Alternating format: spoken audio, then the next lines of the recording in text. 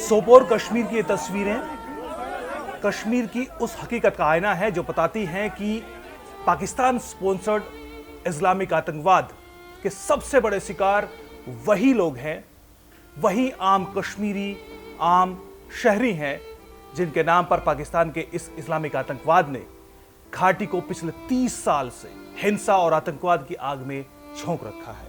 दरअसल सोमवार को सोपोर में एक आतंकी हमले में 3 बेकसूर कश्मीरी परिवार फिर से उजड़ गए।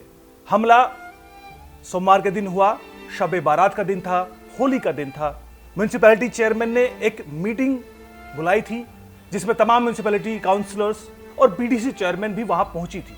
अचानक 2 आतंकी आते हैं और अंधाधुंध गोली चलाकर फरार हो जाते हैं। इस आतंकी हमले में एक काउंसलर और एक पीएसओ मौके पर ही दम तोड़ देते हैं, जबकि एक दूसरे काउंसलर शमशुद्दीन पीर, इनको एसएमएचएस हॉस्पिटल में भर्ती कराया जाता है, लेकिन 24 घंटे बाद वो भी दम तोड़ देते हैं। यानी इस आतंकी हमले में 3 परिवार उजड़ जाते हैं। अब आप सोचिए कि जो हमला करने वाले आतंकी है उनका शिकार कौन बने? वही आम कश्मीरी परिवार जिनके लिए वो दावा करते हैं कि उनकी आजादी, उनके लिए वो जंग लड़ रहे हैं। सोचिए। बहरहाल सुरक्षा बलों ने, पुलिस ने इस आतंकी हमले के बाद त्वरित कार्रवाई की और उसके बाद एक ओवरग्राउंड वर्कर को गिरफ्तार किया जिसका नाम आशिक पंडित बताया जाता है। उसने पूछताछ में बताया कि इस आतंकी हमले में लश्कर ए तैयबा के 2 आतंकी शामिल थे, जिसमें मुदस्सिर पंडित जो कि लोकल आतंकी है, जबकि उसके साथ एक पाकिस्तानी आतंकी भी शामिल था। ये दोनों इस ओडब्ल्यूजी यानी ओवरग्राउंड वर्कर के घर पर आए थे, पहली रात रुके थे, वहीं पर प्लानिंग की थी और वहां के बाद अगले दिन वो हमले को अंजाम देते हैं। और मिलिटेंट जो पकड़ा, जो कल हम लोग पकड़े हैं आशिक पंडित करके, OGW है, इसको इंट्रोगेट किया गया। उन्होंने बताया कि मुदस्सिर पंडित एलटी का लोकल टेररिस्ट है, उसके साथ एक पाकिस्तानी मिलिटेंट था एलटी का। दोनों इंसिडेंट के एक रात उसके घर पर आया था, वहीं से प्लानिंग किया, तो जो कंसर्न और लोग हमें पकड़ रहे हैं और 2 जगह कॉर्डन सेट किए थे, वहाँ पर भागने कामयाब हो गया। इनफैक्ट की कॉर्डन के पहले भाग गया था, लेकिन बहुत जल्दी इसको हम लोग न्यूट्रलाइज कर लिया। बताया जाता है कि इस हमले में उनका जो टारगेट था वो थी बीडीसी चेयरमैन फरीदा खान, लेकिन इस हमले में वो किसी तरह बचने में कामयाब रहती हैं। इस बीच पुलिस ने बताया कि इस मीटिंग की जानकारी पुलिस को नहीं थी, लिहाजा कोई भी एडिशनल सिक्योरिटी वहां पर मुहैया नहीं कराई गई थी, लेकिन इसके बावजूद भी वहां पर 5 पीएसओ मौजूद थे, सिक्योरिटी गार्ड मौजूद थे। पुलिस के मुताबिक हमले के दौरान इन 4 सिक्योरिटी गार्ड्स ने कोई त्वरित कार्रवाई नहीं की, यानी आतंकी हमले का जवाब नहीं दिया। अगर वो 4 त्वरित कार्रवाई करते हुए आतंकी हमले का जवाब देते, आतंकियों की गोलियों का जवाब देते, तो शायद इसको टाला जा सकता था, लेकिन वो इस हमले का कोई जवाब नहीं देते। लिहाजा जम्मू कश्मीर पुलिस ने उन 4 को सस्पेंड कर दिया है और आगे की जांच की कार्रवाई शुरू कर दी है।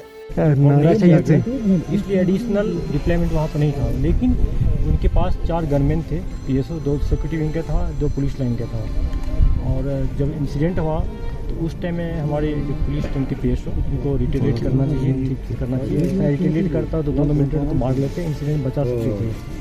थोड़ा सा सिक्योरिटी लेफ्ट रहा है, जिसके लिए 4 को सस्पेंड कर रहे हैं, 2 को कर दिया गया।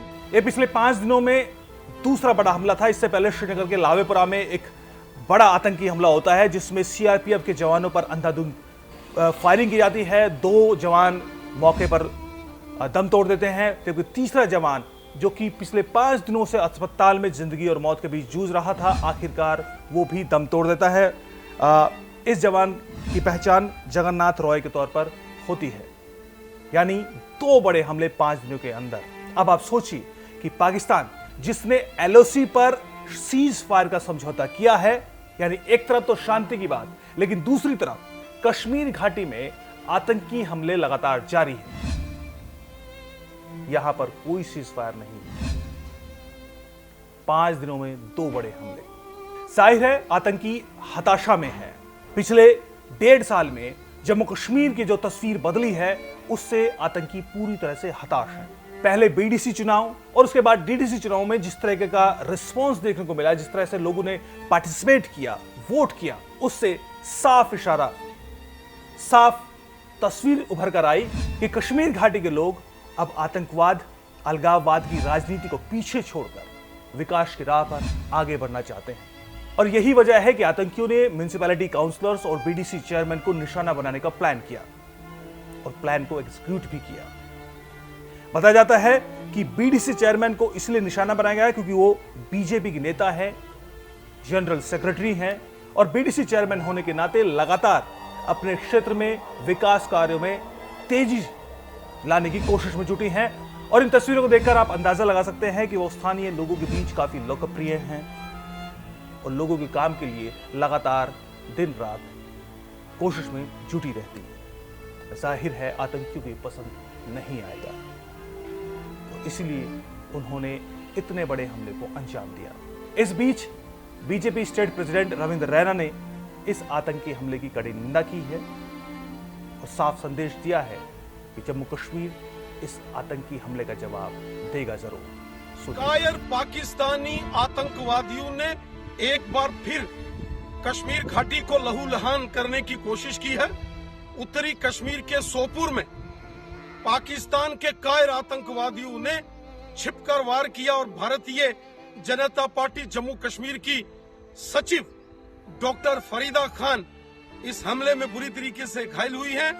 वहीं एक काउंसलर नियाज अहमद और जम्मू कश्मीर पुलिस के बहादुर जवान मुश्ताक अहमद वीर गति को प्राप्त हुए हैं।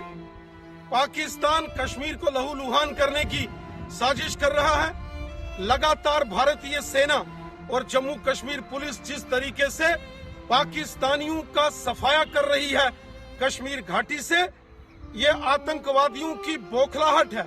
आज कश्मीर घाटी से तमाम आतंकवादी कमांडरों का सफाया हो चुका है और ये छुटपुट घटनाएं, रात के अंधेरे में छिपकर वार करना, छिपकर पीठ पर वार करना, ग्रेनेड हमला करना, ये पाकिस्तानियों की कायराना हरकत है।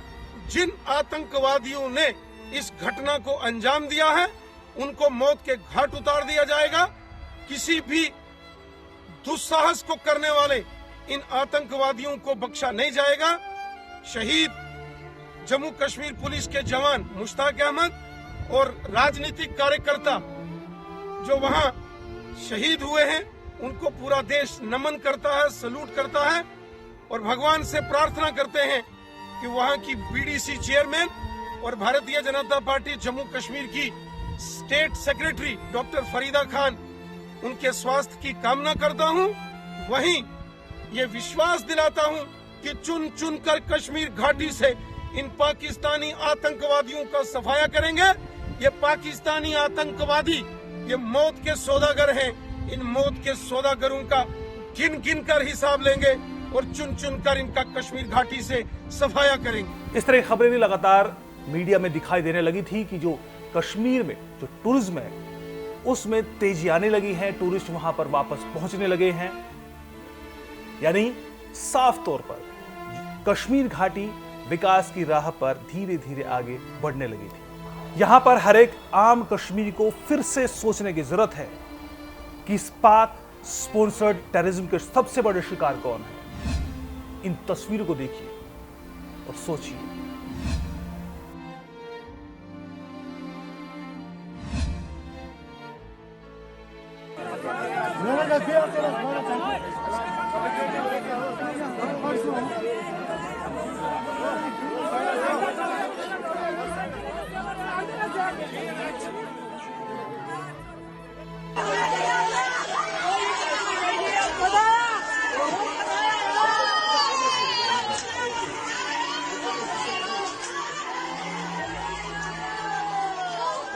Good, good, good.